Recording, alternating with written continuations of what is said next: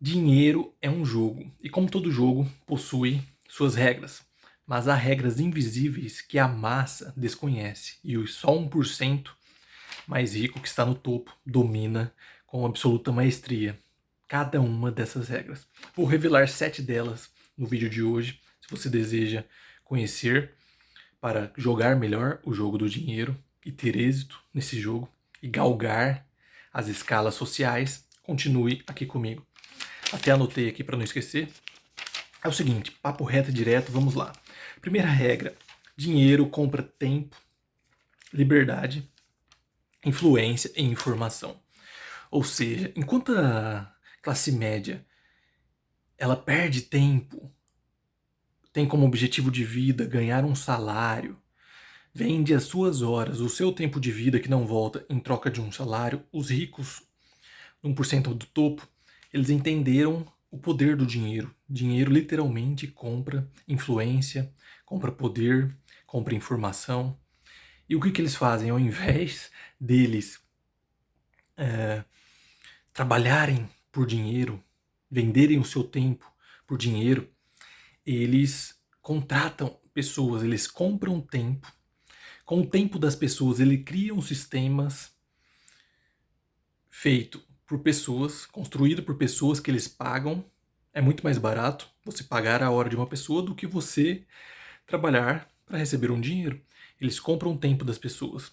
E essas pessoas constroem sistemas para eles que vai trazer mais dinheiro para eles alavancar. Ou seja, eles alavancam com pessoas, essas pessoas constroem sistemas usando tecnologia, processos, etc, etc, etc. E isso dá um poder de alavancagem extremo. E por isso que os ricos ficam mais ricos e os pobres ficam mais pobres. Segunda regra, o jogo real é dos ativos e não de renda. É exatamente o que eu disse na primeira regra, faz parte também. O jogo real é dos ativos e não da renda. Enquanto a classe média, o foco dela é aumentar cada vez mais o salário para aumentar cada vez mais o estilo de vida, ou seja, o consumo. E isso é uma eterna roda dos ratos, como o Robert Kiyosaki já nos ensinou no livro Pai Rico, Pai Pobre. Agora, os ricos não. Eles compram ativos. Eles entenderam que o jogo real é dos ativos e não da renda. Não interessa se você ganha 1 milhão por ano. Se você consome perto disso, você ainda é escravo. Agora, quando você converte todo o seu poder de gerar dinheiro e converte todo esse fluxo de caixa para aquisição de ativos, seja eles imóveis, ações, fundos, empresas, obras de arte, tecnologia, processos, contratar mais pessoas que criarão mais processos, que ampliará o seu sistema com mais tecnologia. Ou seja, gera um processo de alavancagem infinito que se retroalimenta. E é impossível o cara ficar mais pobre. Então, os pobres, a classe média, fica putaça, cheia de ódio pelos ricos, mas eles não entendem isso, que eles só captaram como funciona o jogo do dinheiro, e essa é uma das regras, e executam.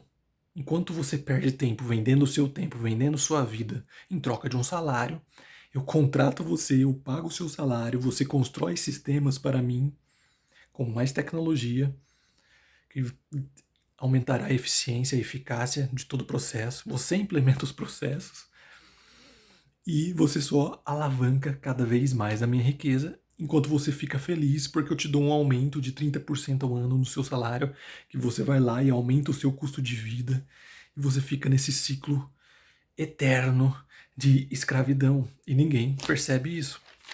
Terceira regra, impostos. Os ricos dominam com maestria os impostos, enquanto os pobres pagam mais imposto, porque se você é um CLT e ganha 25 mil por mês, por exemplo, você está no top 1% de renda do Brasil, só que você vai pagar na pessoa física como CLT 27,5% de imposto, enquanto o rico, com o seu CNPJ, ele vai pagar 15% estourando, no máximo do máximo, alguns ramos você chega a pagar 4% de imposto. Ou seja, o cara fatura milhões e paga 12, 13%, enquanto você, como CLT, faz 25 mil por mês e paga 27,5% de imposto. Mas eles não ficam só nisso. Eles não têm somente um CNPJ. Tudo, por exemplo, ele vai ter um carro para ele andar com a família dele, o caralho, ele vai comprar e colocar no nome da empresa. Não vai colocar na pessoa física dele, porque o carro estando no nome da empresa é dedutível de imposto de renda. Ou seja, ele deduz, consegue um desconto a mais no imposto de renda. Todo, ele vai almoçar, ele coloca como se fosse a empresa que estivesse pagando o almoço. Ele vai contratar um plano de saúde, a empresa é no nome da empresa que está pagando o plano de saúde para ele. E dessa forma, ele consegue deduzir imposto pra caralho. É isso que eles fazem. Mas os pobres, a classe média, não sacam essa sacada. E além de fazerem isso, tudo, absolutamente todo e qualquer gasto que tiver uma brecha no direito tributário, eles vão deduzir no CNPJ da empresa. E não só isso, todo o dividendo que eles sacar da empresa, do lucro da empresa, o dividendo no Brasil não é tributado, ou seja, não paga imposto de renda. Aí ele pega esse dividendo e manda para fora, através de um offshore, num paraíso fiscal, nas Ilhas Caimã, nas Bahamas e os caralho, através de offshore, trustes e os caralho. E ainda eles pagam menos imposto sobre a renda dos investimentos, do lucro dos investimentos, porque eles não deixam no Brasil. Eles operam através de offshore, trusts e os caralho em paraísos fiscais. Ou seja, absolutamente qualquer centavo que puder ser deduzido, que puder ser economizado em imposto, eles vão fazer e vão economizar, e tudo isso é sobra de fluxo de caixa, sobra mais fluxo de caixa para ele retroalimentar o sistema. Qual que é o sistema? Contratar mais pessoas, mais capital humano, que criará e melhorará os processos com mais tecnologia, que reduzirá os gastos, os custos do negócio, os caralho, que aumentará a eficiência. E é um sistema de retroalimentação infinito, por isso que o cara fica cada vez mais rico. E as pessoas sentem ódio do cara, mas ele só sabe quais são as regras do jogo e joga conforme as regras do jogo. Quarta regra, meus caros, é eles sabem que crise é uma oportunidade disfarçada. Enquanto cada vez que tem uma crise, o pobre, a classe média se desespera, o rico não. Ele sabe que crise é onde o dinheiro troca de mãos. As maiores fortunas da história da humanidade foram geradas em momentos de crise extrema. Mas por que o pobre e a classe média eles se desesperam no momento de crise? Justamente porque eles vivem na corrida dos ratos. Eles aumentam a renda, trabalhando cada vez mais, ou seja, vendem mais horas de vida que não vai voltar para aumentar a renda.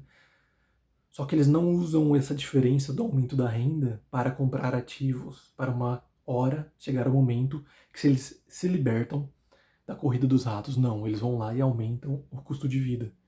E cada vez mais vai aumentando o custo de vida, ou seja, não sobra fluxo de caixa para expandir, aumentar e alocar em ativos.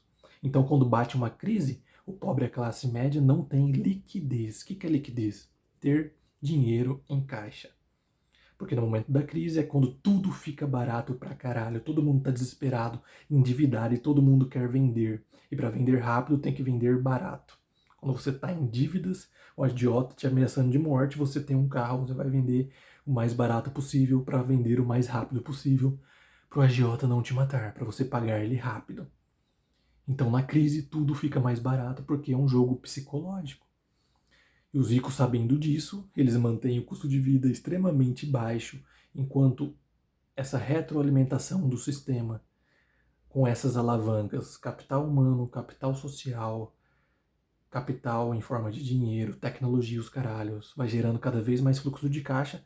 Ele não vai comprar um barco, ele não vai comprar uma Ferrari, ele vai retroalimentar o sistema. Se torna uma bola de neve gigantesca. E quando bate a crise, todo mundo se desespera, começa a vender as coisas mais barato, mas o rico tem fluxo de caixa. Ou seja, tem liquidez, tem dinheiro pra caralho esperando justamente essa crise.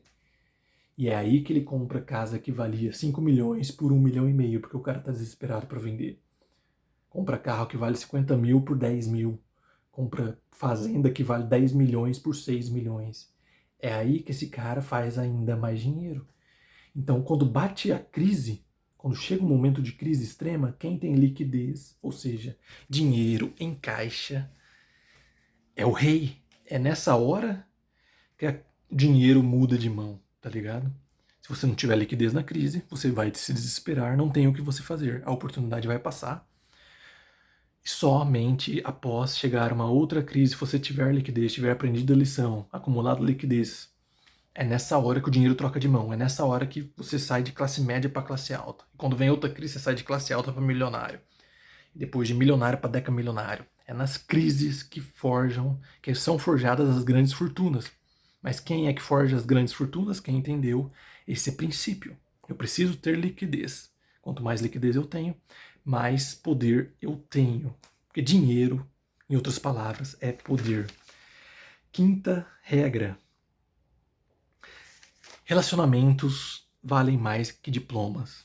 Ou seja, os caras ricos investem em relacionamentos, enquanto os pobres e a classe média têm relacionamentos de amizade superficial, é pra um futebol no final de semana e os caralho. Só pra fofocar, os ricos não. Eles sabem que relacionamentos, contatos, a sua rede de contatos é onde está o dinheiro.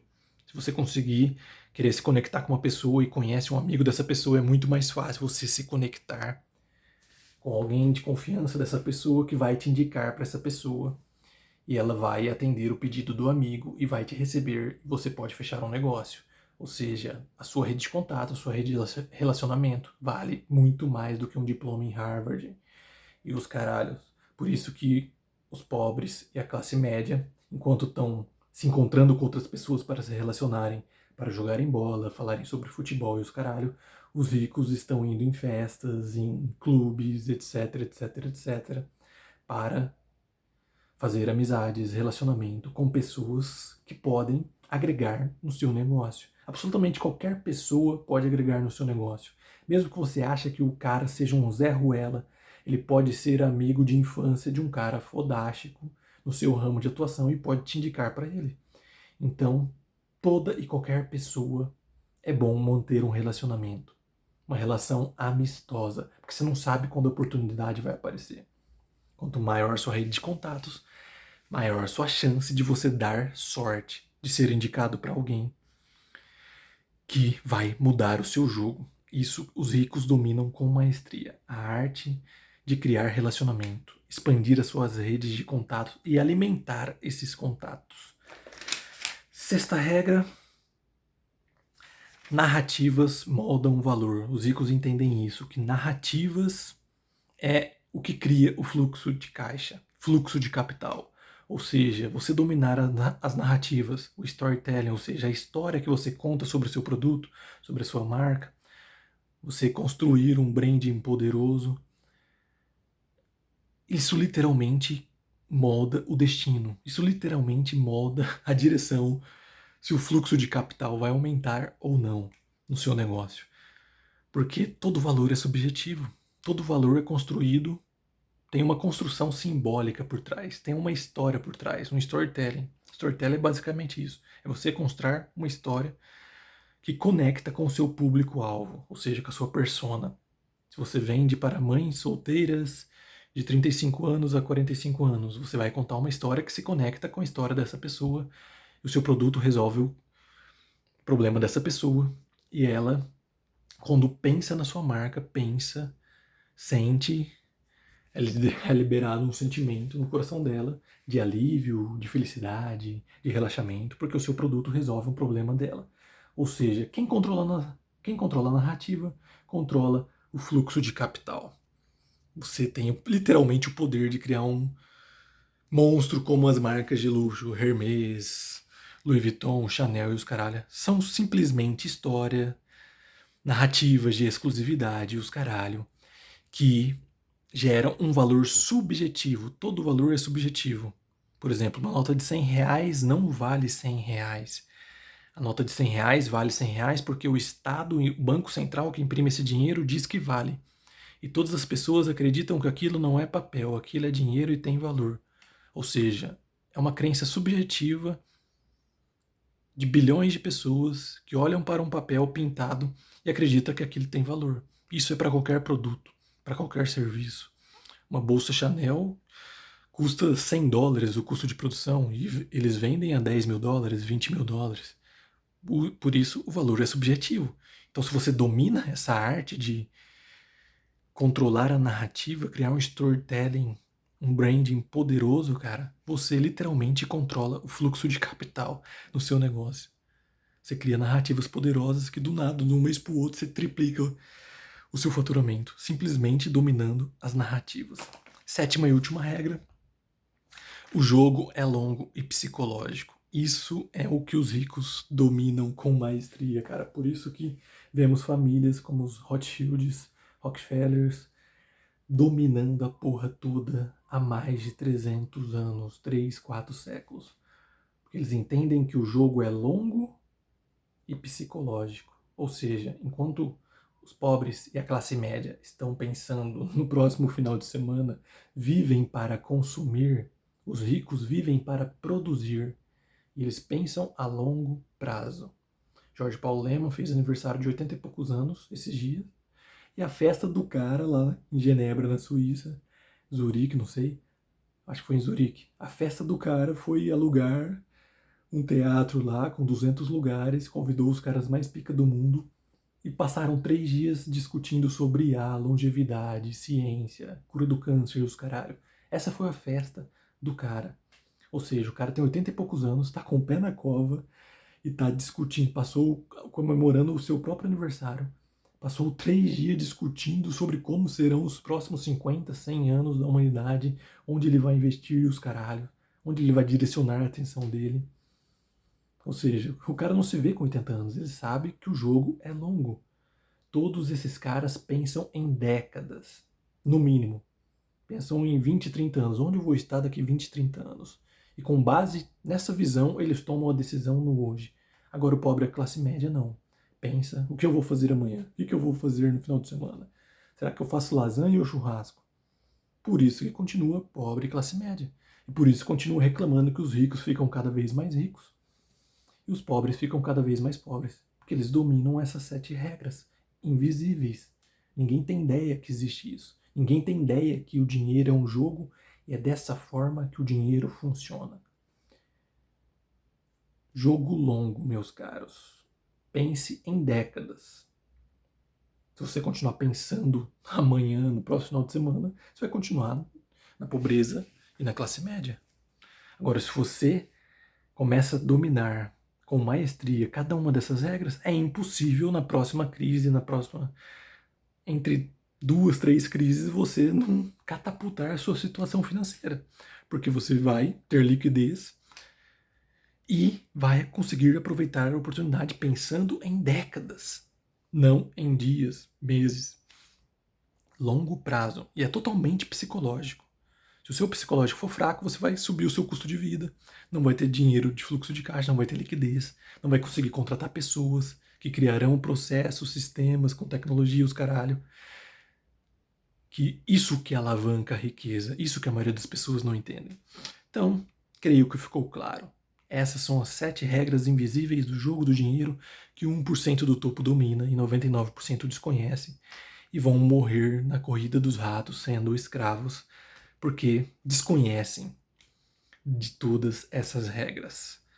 Gostou do vídeo? Se inscreva no canal, compartilhe com quem tem essa mentalidade de querer evoluir na vida, alcançar, descobrir qual que é o seu máximo potencial, que esse é o intento desse canal. É um cara comum mostrando e documentando qual é o meu máximo potencial. Só quando eu morrer aqui eu vou descobrir. Até lá, ninguém sabe qual que é o máximo potencial. É tudo uma questão mental. Estamos juntos, meus caros. Até mais.